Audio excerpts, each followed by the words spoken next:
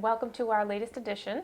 Again, my name is Stacey Blakeslee and I'm from the residents of Pearl Street. And today with me is Yolanda Douglas, who is our Reflections Program Director.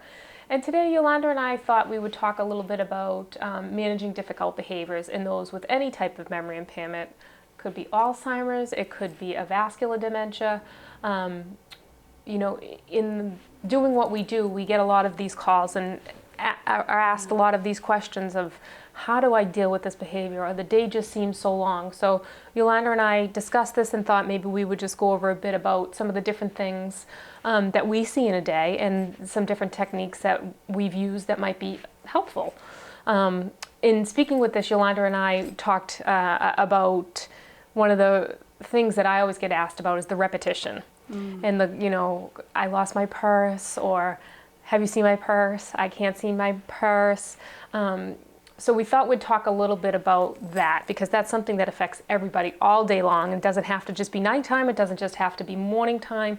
It happens all day long. Yeah. So I thought maybe Yolanda, you could elaborate on that a bit. Right. So yes, a lot of people think that you can't teach someone with dementia something new, and you actually can teach them. It just takes them a little bit longer than us. It takes them 35 days approximately to learn something. But you can use the fact that they can learn in order to help to control those repetitive behaviors. I once had a gentleman I worked with who at every meal would begin right away wanting to know where dessert was at. As soon as you sat down, where's dessert? And he would ask this about every minute to minute and a half, very loudly during the meal. So we used an exercise to teach him when dessert is, and eventually he stopped asking. So the first step in that is to tell him, John, dessert is going to be at 4:30 after the meal. And then you keep reminding him every 30 seconds, stretch it out a little bit longer, stretch it out a little bit longer until he stops asking. Now, if he asks after, 1 minute, then you go back and you start again. And when you keep doing this repetitive learning, they will eventually learn the new trick. And so that has been very successful, trying to teach them that way.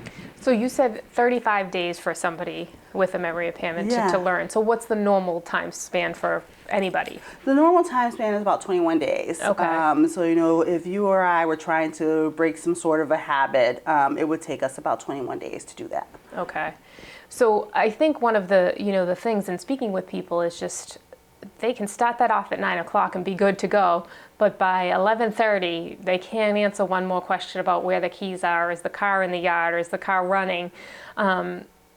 So I know we work on that at the residents of Pearl Street, but what are some techniques maybe somebody at home could use? Because I think that sounds great, but just implementing that I think would be hard. It's definitely tough. So the caregiver is going to have to know right up front that this is going to be a time-consuming task.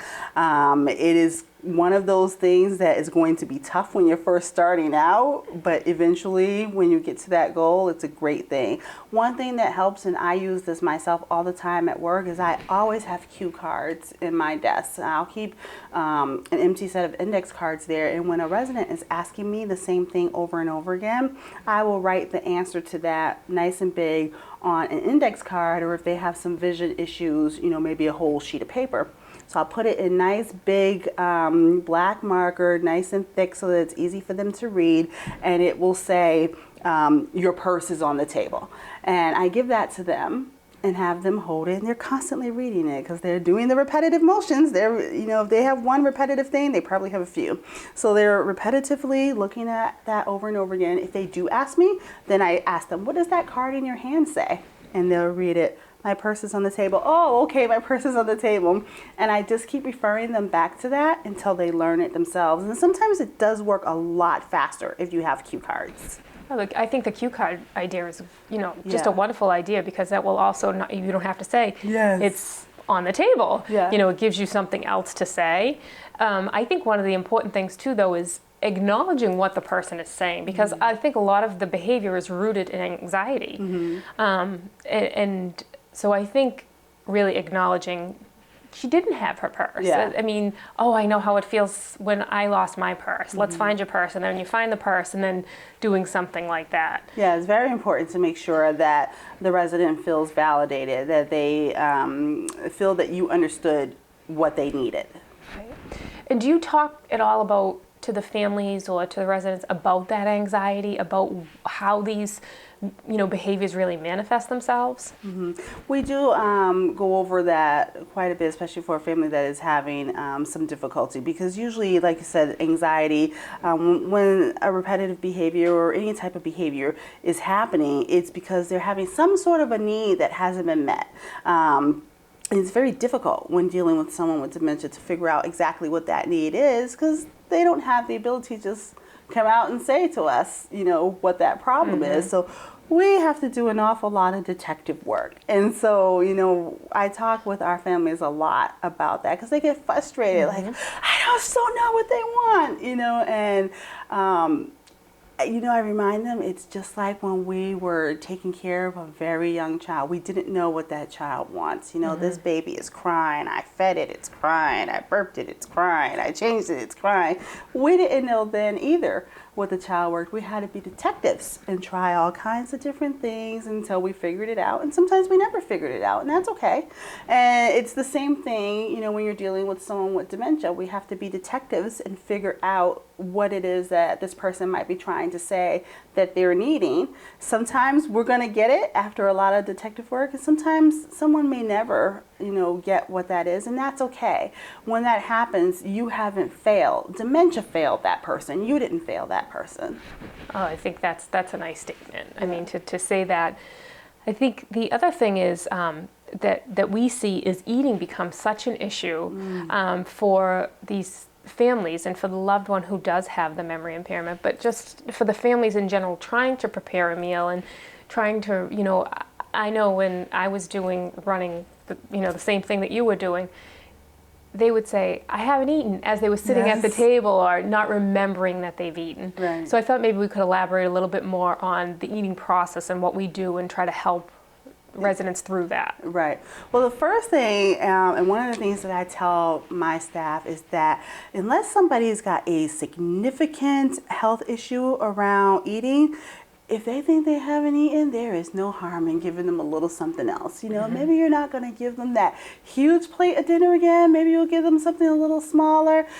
Eating a little bit more is not going to be something that's the most detrimental to their health. If that person with dementia really, thinks that, go ahead and give it to them. That's the least of your worries. But people with dementia do struggle a lot around the meal.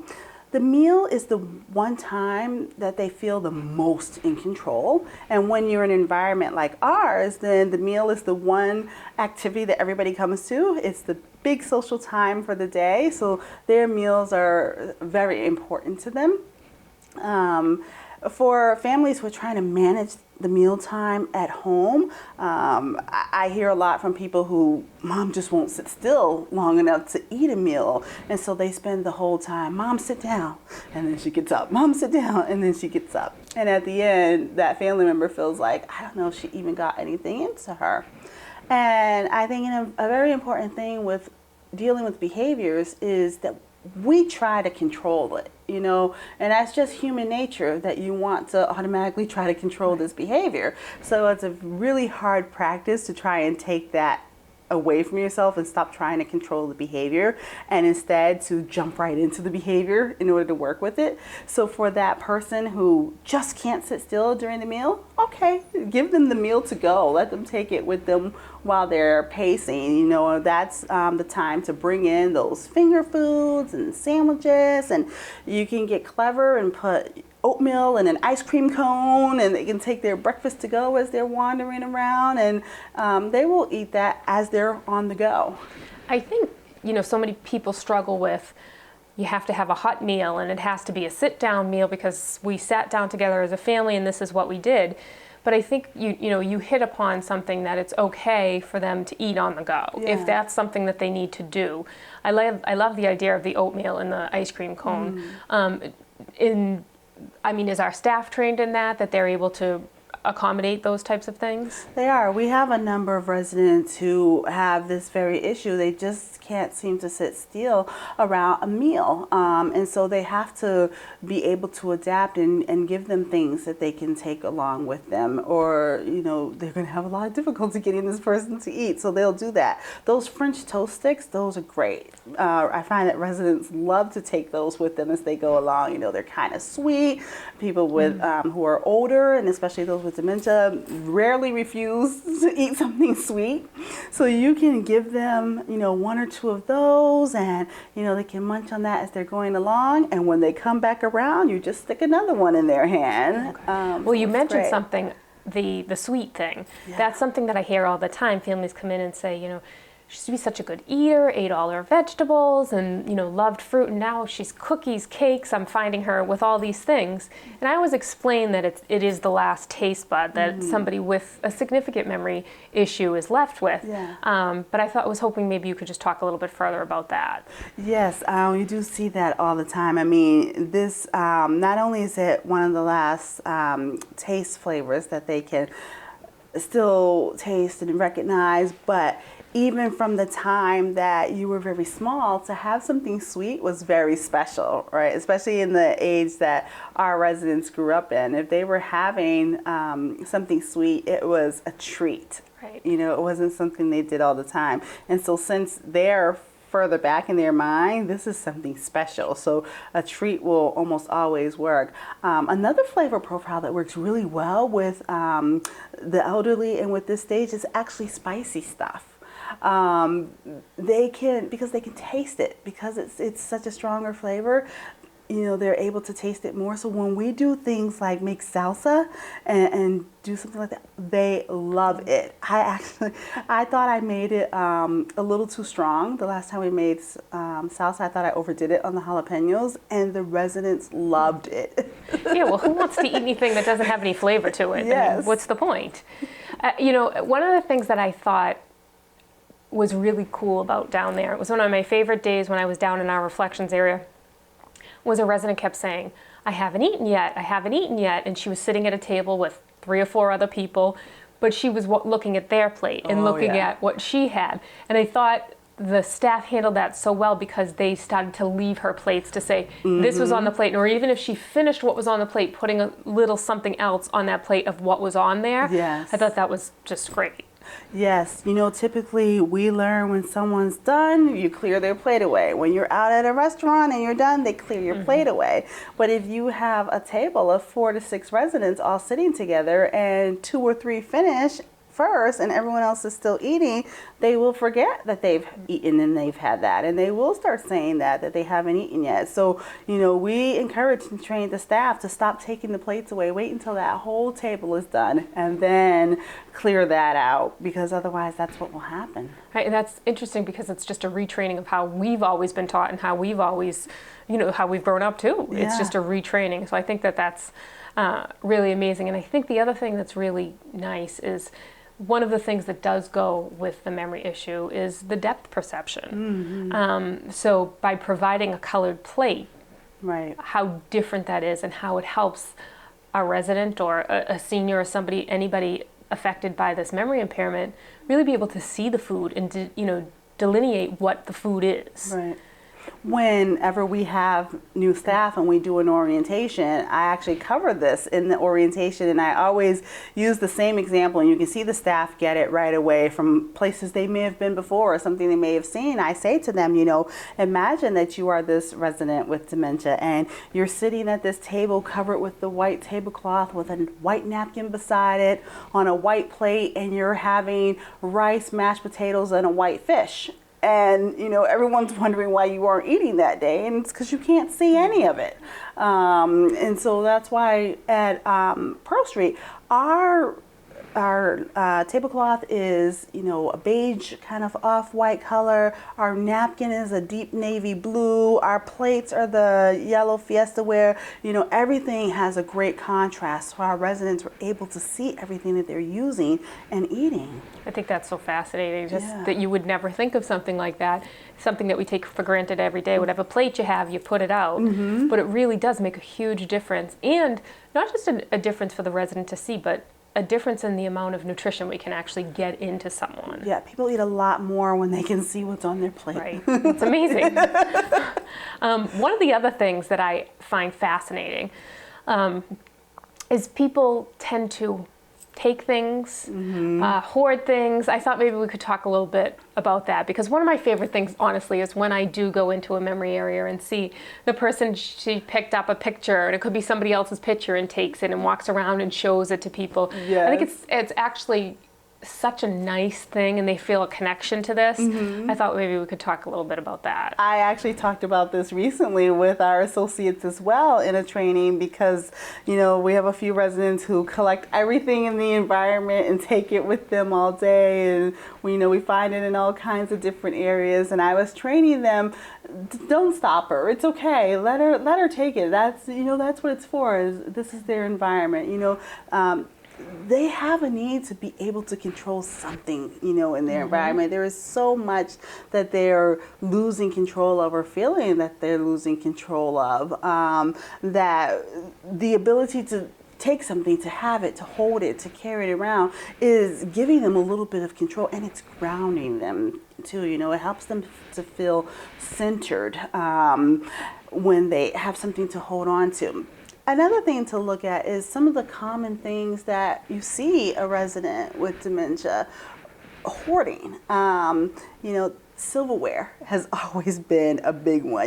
Especially the men, they'll have pockets full of spoons from the meals, sugars, tissues. I once had a lady who would ask me every day for a roll of tissue and tell me she was out. And every day I'd give her a roll of tissue. And then maybe once a week or so, while she was at her meal, I'd go to her apartment to find all the tissue. And she would store it all in the bottom drawer of her dresser. And it would be full of rolls of tissue. But the reason they do this, or one of the reasons that they may do this, is you think back to when they grew up, and they grew up in the Depression era. What kind of things were difficult for them to, get, especially during the Depression and during wars? Sugar is one of the things they didn't have easy access to. Silver, the things that they are taking are the things that were hard to get. And so if that's where they're living in their mind, or they remember that, then those items they're going to secret away. Right. And it's so funny because you hear it referred to as the scavenger hunt, the daily scavenger hunt. Oh, yeah. We need to go find this. I know one of the things that we see a lot is in some of our female residents is the need to have a baby.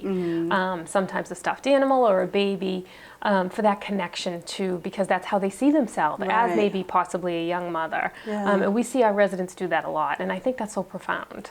Yes, a lot of times families or caregivers or someone who maybe doesn't quite understand the disease, sometimes they have a difficult time with the fact that my mom is holding a baby doll. And so it's something that I often have to speak to them about and work with. Mom isn't holding a baby doll to me. Mom is a nurturer. Right. Mom grew up taking care of her family and her children, and she, maybe she didn't work and she stayed home. Taking care of something is the core of who she is. And now she has dementia, and she's living in a community where people are taking care of her, and to her, it goes against everything that she is, because she's not the one who needs taken care of. She's the one who takes care of things. So you give her something to take care of. That's nice. And that's the reason why, they have these teddy bears or babies to nurture. And that's why they love them so much. It gives them back their sense of self, their sense of purpose for those who are at that stage. Yeah, and in walking through the reflections area, I've seen the staff give people clothes to fold. It could be the same set of clothes in the same laundry basket, but you doing that, some of these people have family of 5, family of 10, and they did spend big portions of their day doing laundry, ironing, really setting those things up, setting the table, and I think it's the ability that we allow the residents to do that. Right. I think that's so nice, but I do think it talks to the core of who you were as a person, and I think that says so much. Right. Yesterday, one of our residents on Reflections had come to me and she said, I'm thinking that I need to go out and get a job. And she's got her coat on in her purse. So this is a big red flag to me. If I don't give this woman a job, she's gonna, be exit seeking next, because that's in her mind what she needs to go do. So I talked to her. I have lots of jobs around here. You want a job? I happen to be hiring.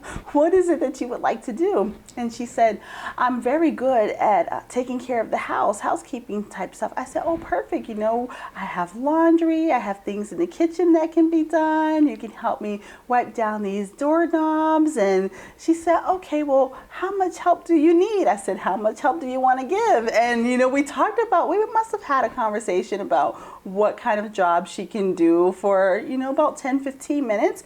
Then she went off to lunch. When she was done, she was no longer exit seeking and looking to go somewhere. And then I talked to the staff. This woman would like a job. Here's some of the things that she's interested in doing. Now we'll be able to make that part of her regular routine and tell her she's got to go to work. And I think that will help to be able to redirect yes. that. So you must see then, as part of your daily life, a lot of pacing, a lot of wandering, and a lot of exit seeking. We do. Yes. It comes with the territory. And when they're doing that, again, it's a behavior. It's an unmet need. She was able to tell me what her need was. She needed a purpose. She needed a job. Sometimes they're not able to say that. Sometimes wandering and pacing means I have to go to the bathroom. I always tell the staff, start there. That's number one. It could be, I have to go to the bathroom. It could be I'm bored. It could be I'm overstimulated, I'm understimulated. I didn't like someone who was in that area. I didn't understand what was going on. I'm hungry, I'm thirsty, I'm tired.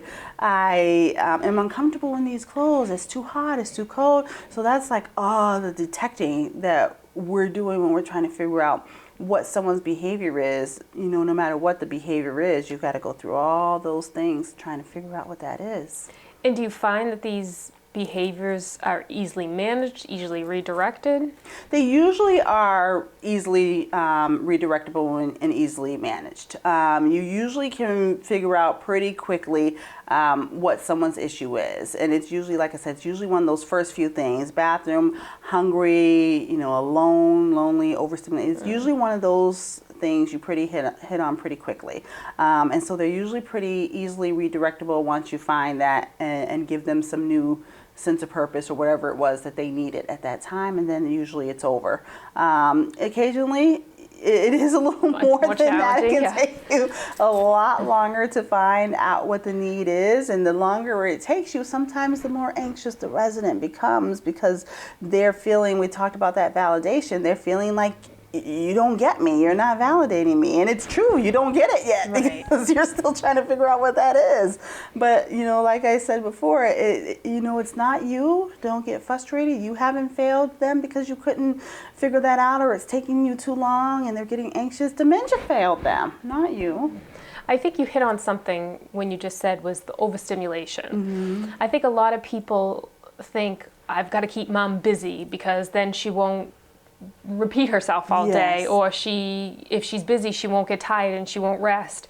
I mean, I think we see that, and we saw that a lot, I think, during the holidays. Oh, yeah. Because so many families come in, so many neighbors come in, friends come in, and people do become overstimulated, and that creates a lot of the behaviors that you see. Yeah, for sure. You're right. We definitely saw a lot of that around the holidays. I did a lot of family education around the holidays because some of the residents would be out with their family members for hours, or the family members would be inside for hours and in big groups, and that's all great if your loved one can take it.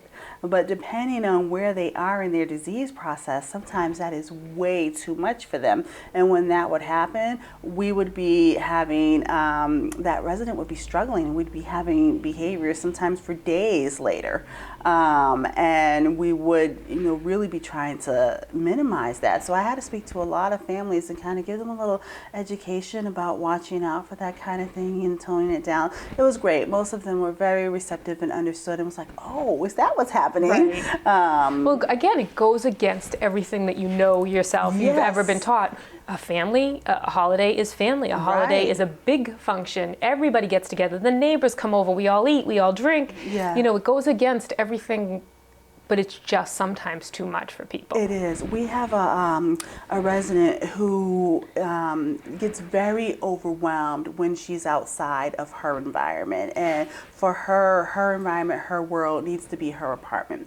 When she comes out to these large parties, it's very overstimulating, overwhelming. You'll begin to have behaviors.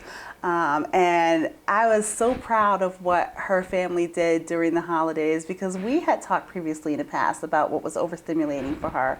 And what they did when the holiday came around, they said, we're going to be here for the holiday, but we're not going to come up to the party. We're going to set up a table in her apartment. She's going to host us for the holiday. That's wonderful. They set up the table in her apartment. They decorated. They, made it beautiful. There was food and everything. She hosted in her comfortable environment, and she was able to be successful that way. That was great. That's really wonderful. I mean, it must be so difficult on the families and the caregivers just to have that change and have to accept that change. So for them to adapt like that, I think that's amazing. I think it was great, because a lot of times I think that, it's just human nature. We want to see them at that party with everyone else, but it might not be ideal for that person. And for them to have, really gotten that and say, we're not going to send her up to that party where everyone else. What's good for her is if we bring that to her in her apartment and let her host us, then she can be successful, and she was. That's great. One of the other topics I really was hoping that we could hit on is some of that wandering and sundowning. I think we hear just a ton about wandering, and we see it in the news. Unfortunately, lately it seems like we're seeing it daily. So I was hoping to talk about that, but also the sundowning part of it, because that's a huge thing, and that everybody knows about the sundowning. Oh yes, the sundowning. Yes. So the sundowning is pretty much as it begins to get later in the day. This is when you start to see a lot of behaviors come out in people who have dementia. Number one of which is wandering, and number two is agitation. That's the time when they are ready to go and think they have to go somewhere, and so they're leaving. And we cover this as well when I train staff. And one thing that I tell them is let's think about that for a minute.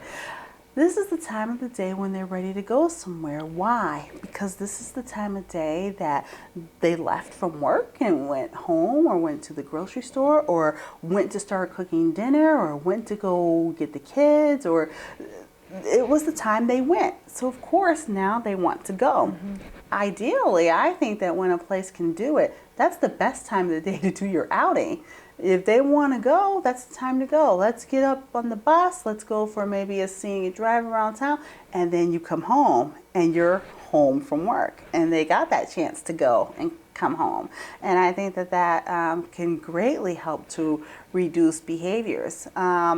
We do things like adjust the environment at that time of the day. So maybe that's the time of the day that you want to make sure that things are very bright, so it doesn't appear to be getting dark. You want to make sure that people are really engaged at that time, so that they are too busy to be thinking about time to go somewhere. You want to, check out your windows at that time.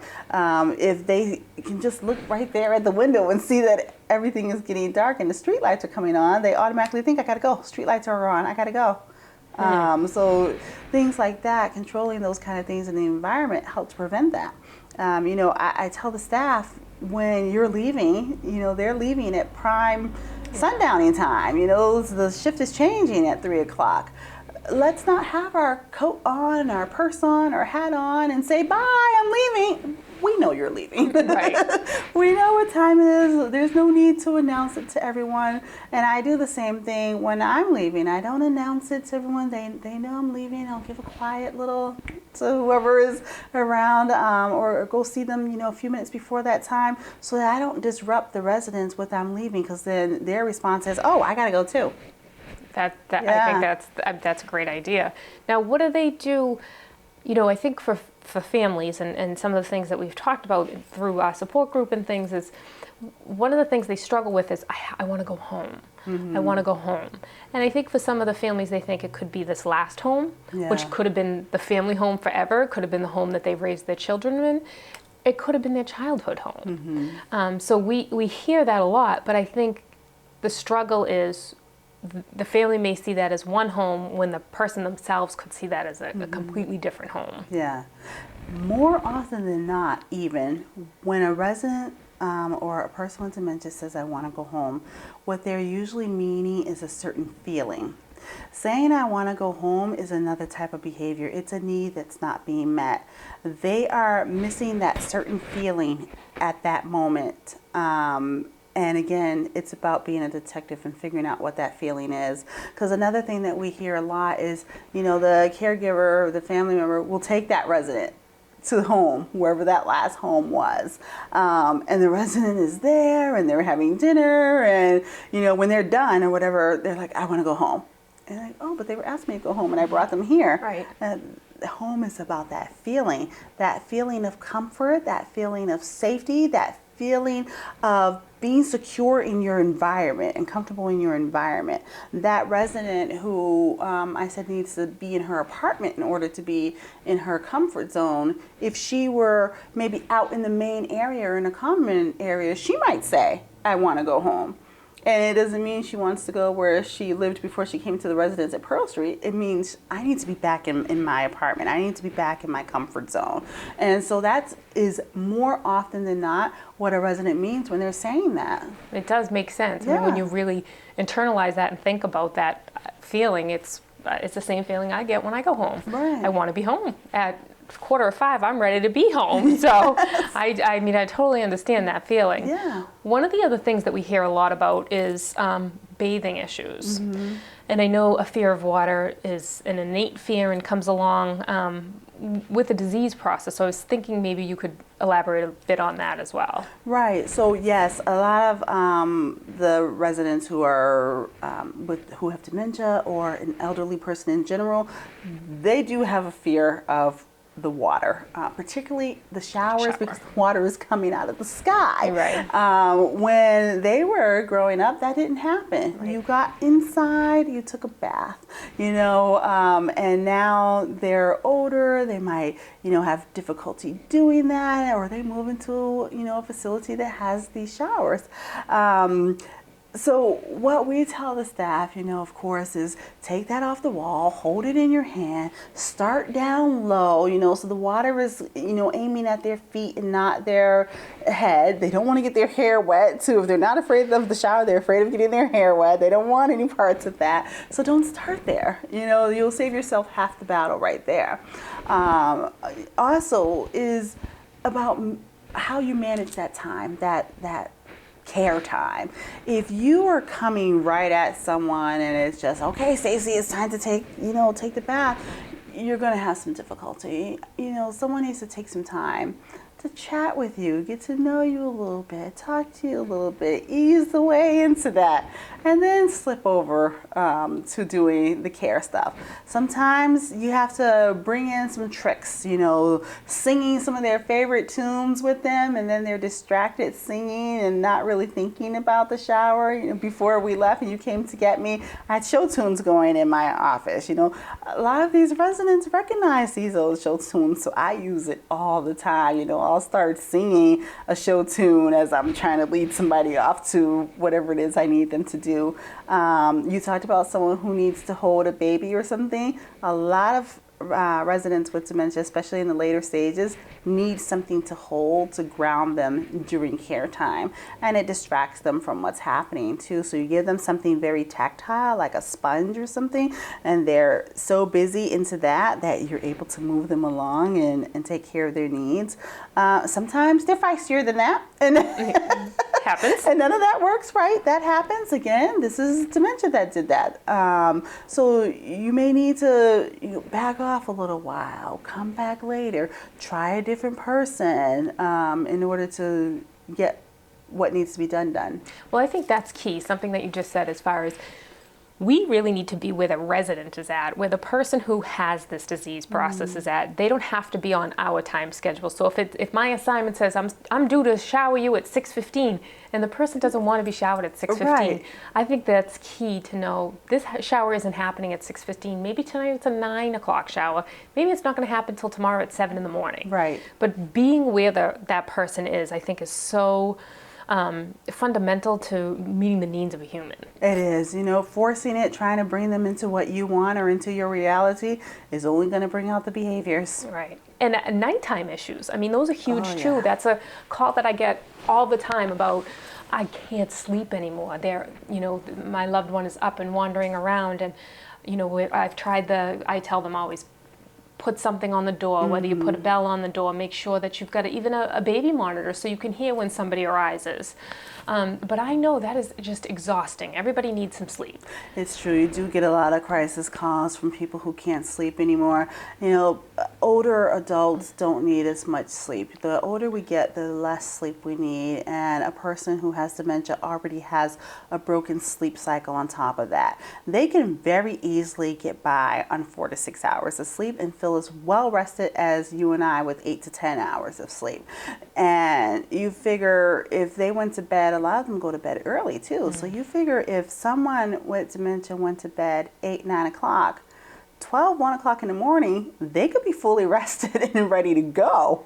So that can be very challenging for people at home to deal with and people who live in a community. For us, one of the things that we train our staff to do is, when they get up in the middle of the night, the answer is not necessarily, come on, let's go back to bed. They may be done for the day and well rested. So, they need to be ready to engage that person, maybe ready to offer something to eat. It might be 2 o'clock in the morning. One of our night staff said that she gets her best conversations with residents in the middle of the night.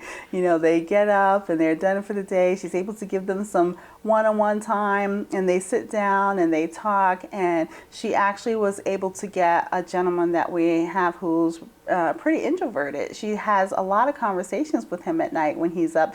She knows all about his life now because they have wonderful conversations at 2 o'clock in the morning.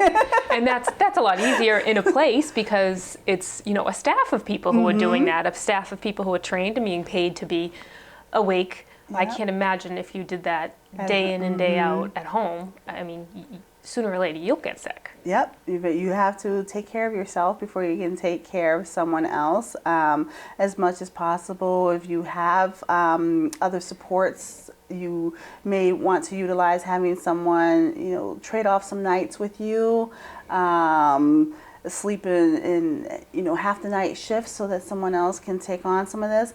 Don't send them to bed so early if you can help it. The later you can have them up and engaged, wearing them out and tireder, maybe the longer they will sleep. We've had to adjust some folks at our residence the same way who were just such early birds. And then they're up all night. So we had to slowly start extending. It was the same thing as with teaching someone something new, little increments at a time, same thing. So we had to take this person who wants to go to bed right after dinner at 6 o'clock and, work on getting them up a little longer. Okay, they're going to stay up till 6:15 these 2 days. And then the next 2 days, we're going to see if we can stretch it until 6:30. And then, a little bit more and more and see if we can get that person to readjust. And do you find it much more difficult this time of year to do that? Oh, yes. Yeah. This time of year, when it's dark so early, it is so hard to do that. I mean, again, your outside signals are telling you that it's bedtime. And even if you can't see out that window, we've been ingrained to this from the moment we were born. So your body knows, hey, it's wintertime and it's dark out and I've got to go to sleep. That's why you're so surprised when it starts to lighten up and you walk out the door and you're like, oh my gosh, it's 5:07 and it's still light out, because your body already knows what should be happening outside. And one of the last thing I really wanted to touch on today is that you do run a support group. Yes. Yes, So if you I want do. to talk a little bit about that. Sure. So we have a support group that runs the last Wednesday of every month, with the exception of next month. We're going to be doing Thursday. But it runs typically the last Wednesday of every month at 6 o'clock. It is open to everyone. You don't have to live with us. You don't have to have dementia. You don't have to be a caregiver for someone with dementia. But what we do for ours is more of education topics.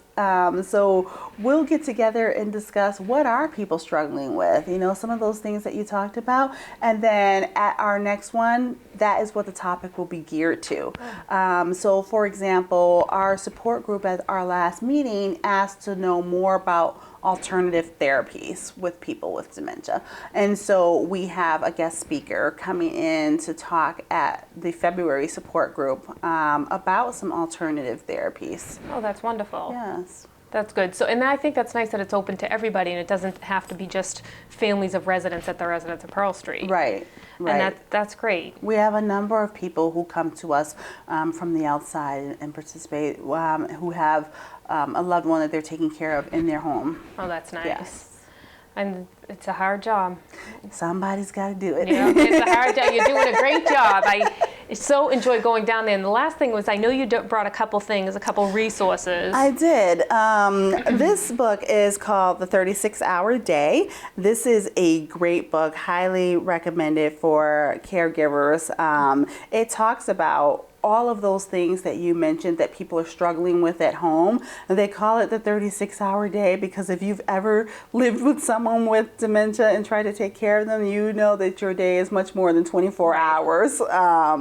So this is a great resource. I also have some things that I got from the National Institute on Aging. So if you go to their website, you can order all kinds of pamphlets and booklets, and they just have such a huge resource library, and it doesn't cost anything. I've even gotten exercise videos for seniors on that website. They've got all kinds of stuff, and their website is in the back of the book. It's nih.gov, and you can find everything you need there with understanding memory loss and understanding Alzheimer's. Another great resource, my book is actually checked out of my resource library, but the Chicken Soup for the Soul series, they have one, Chicken Soup for the Soul, Living with Alzheimer's and Other Dementias. That book is fabulous. It has 101 different stories from all kinds of perspectives, the caregiver, the friend, the person with memory loss, and I have gotten nothing but amazing feedback from every family member who has checked that out of our resource library. We actually have 2 copies of it because it's so popular, and both of them are checked out right now. That is a really powerful book that people really enjoy. Well, that's good. Well, thank you for letting us know about these resources. I think that will help people in the community. You're welcome. Thank you. My pleasure.